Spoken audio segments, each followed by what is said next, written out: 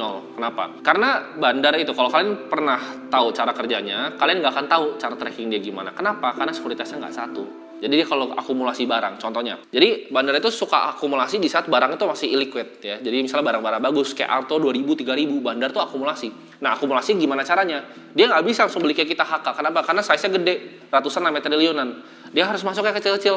Ya, ini masuknya bisa prosesnya mingguan nih, ngumpulin barangnya nih. Jadi itu bisa masuk pakai broker lain ya, di crossing sini masuk lagi pakai broker.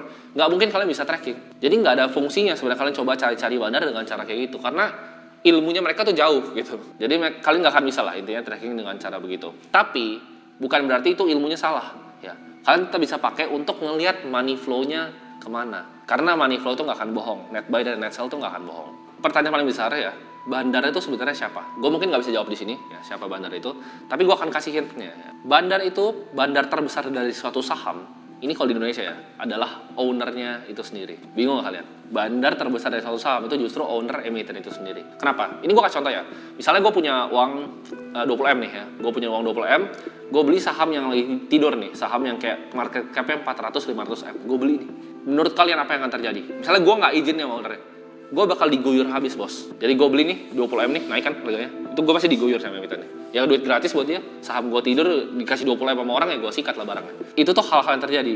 Jadi kalian tuh nggak bisa kalau bilang value investing ya, cari barang-barang kecil. Kalian harus izin sama emitennya sebenarnya. Nah sebenarnya banyak contoh-contoh kayak itu yang masih beredar di bursa ya, mungkin gue nggak bisa sebut. Tapi gue akan coba pakai contoh yang udah hilang aja. Contohnya kayak misalnya Hanson International ya, MYRX ya kan, saham-sahamnya Beni Coro. Itu bandarnya siapa? Ya ownernya sendiri. Gitu. Bandar dari saham itu lah ya ownernya sendiri, karena dia yang bisa tektok paling enak. Tapi kenapa pertanyaannya owner bisa main sahamnya sendiri? Kan itu insider trading. Ini Indonesia balik lagi ya kan. Bisa pakai KTP orang, beli KTP orang 300.000 dapat gitu kan. Kalian mau bayar nomini setahun paling 2 juta gitu. Udah bisa dapat banyak kan. Akun-akun buka sekuritas A, B, C kan, mau di KI, RF buka kan, YP semua bisa buka semua. Jadi hal kayak itu tuh gampang di Indonesia. Gimana caranya sistem kerja bandar? Jadi sistem kerja bandar itu gue akan bagi menjadi dua. Yang paling gampang adalah satu bandar yang ngerampok sama bandar yang pintar untuk maintain harga. Nah, bandar yang ngerampok ini gimana ciri-cirinya? Sahamnya naikin tinggi ya itu udah sekali dam beres.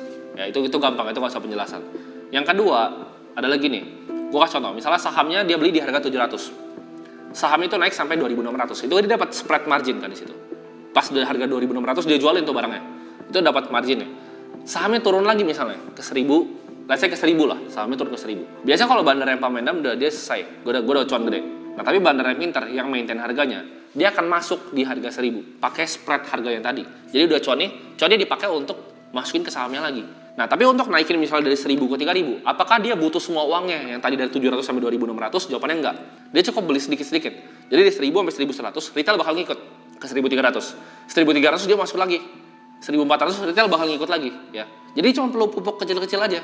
Begitu sahamnya udah turun kan dia punya cuan gede, dia tinggal pupuknya kecil-kecil. Ya, jadi cara mainnya kayak gitu. Nah, itu bisa bikin harga sahamnya rata gitu dan ngikutin fundamentalnya. Karena begitu dia overprice bandarnya jualan. Ya kan pas dia di bawah dia akumulasi.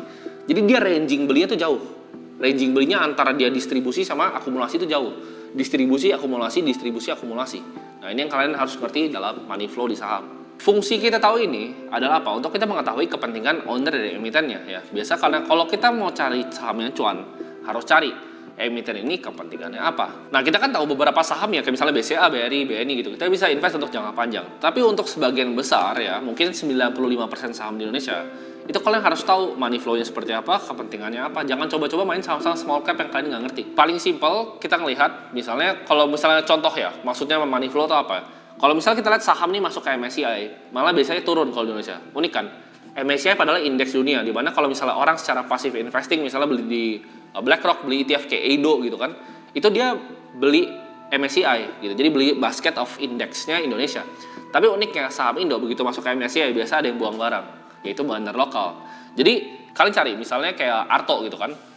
Arto sampai masuk MSCI baru buang, ya kan? Misalnya ADMR nih, nanti misalnya mau masuk MSCI baru buang. Jadi caranya itu adalah kalian ngelihat ya, justru bandar ini mau jualannya di mana? Karena dia kalau misalnya dia pegang gede, dia nggak bisa jualan kayak gue bilang tadi.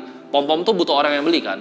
Kalau udah dapat kayak MSCI, udah diambil sama asing, itu enak buangnya. Nah jadi sebenarnya pertanyaannya di Indonesia itu ngalahin indeks apakah susah itu? Ya enggak. Kalau kalian punya yang namanya black edge-nya ya. Jadi Kalian punya informasi yang orang lain nggak punya. Tapi sebenarnya layaknya semua negara berkembang, ini adalah hal yang justru sebenarnya biasa aja dan lumrah. Walaupun sebenarnya kita main pingpong sama kaca, kita nggak tahu belakangnya siapa.